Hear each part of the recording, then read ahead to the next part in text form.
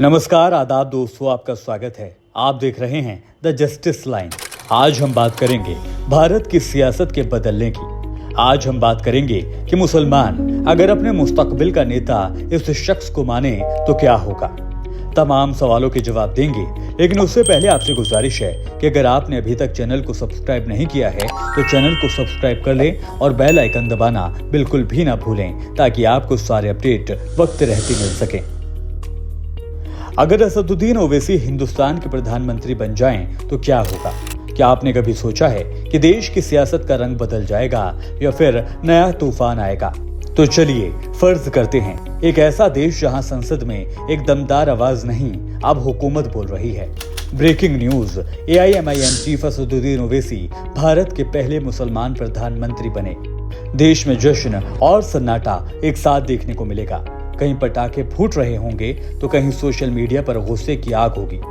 ओवैसी संसद में खड़े होकर बोलते हैं, हम इस मुल्क में बराबरी लाने आए हैं। इस देश में नफरत मिट जाएगी और इंसाफ का बोलबाला होगा। संसद में सन्नाटा और बाहर सड़क पर नारे।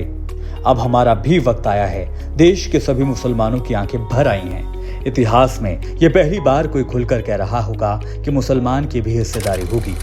बच्चे, बुजुर्ग, औरतें सभी टीवी के सामने बैठकर बोलते हैं, अब हमारी भी सुनी जाएगी। लेकिन दूसरी तरफ विरोधी पार्टियां कहती हैं, ये तो तुष्टीकरण है, ये मुस्लिम राज की शुरुआत है। टीवी डिबेट में हंगामा, हिंदू वोट बैंक को डराया जाने लगा और सोशल मीडिया पर इंडिया इन डेंजर ट्रेंड करने लगा। प्रधानमंत्री बनने के बाद ओवैसी 3 बड़े ऐलान करते हैं। पहला, हर धार्मिक अल्पसंख्यक को बराबरी की गारंटी। मॉब लिंचिंग के खिलाफ स्पेशल ट्रिब्यूनल। मदरसों और सरकारी स्कूलों का एक जैसा बजट। ये सुनकर कुछ लोग कहते हैं कि ये असली सेकुलरिज्म है, तो दूसरे इसे बहुसंख्यक पर हमला बताते हैं। गली मोहल्लों में बात बदलती है, हाव भाव बदलता है। जो पहले डरते थे, AIMIM की शाखाएं बढ़ने लगी और मुस्लिम नौजवान तेजी से सियासत में आने लगे। लेकिन साथ ही नफरत की दुकानों में बढ़ोतरी हो रही है। हर फैसले पर सवाल, हर कदम पर रुकावट। मीडिया 2 हिस्सों में बढ़ चुका है। एक ग्रुप जो ओवैसी को देशद्रोही बताने में जुटा हुआ है, तो दूसरा ओवैसी को सच्चा बता रहा है।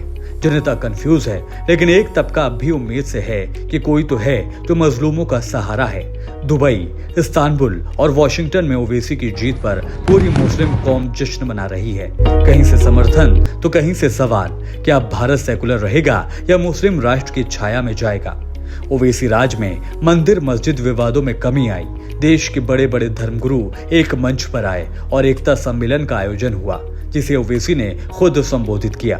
तो भाई सोचो, अगर वाकई ओवैसी प्रधानमंत्री बन जाएं तो ये बदलाव होगा या बवाल? क्या भारत एक नए दौर में जाएगा? क्या एक मुसलमान प्रधानमंत्री देश को जोड़ सकता है या 2 हिस्सों में बंट जाएगा? क्या नफरत की सियासत उसे बिखेर देगी? इस सवाल का जवाब आप कमेंट बॉक्स में दे सकते हैं और हम भी आपकी राय जानने के लिए इच्छुक हैं।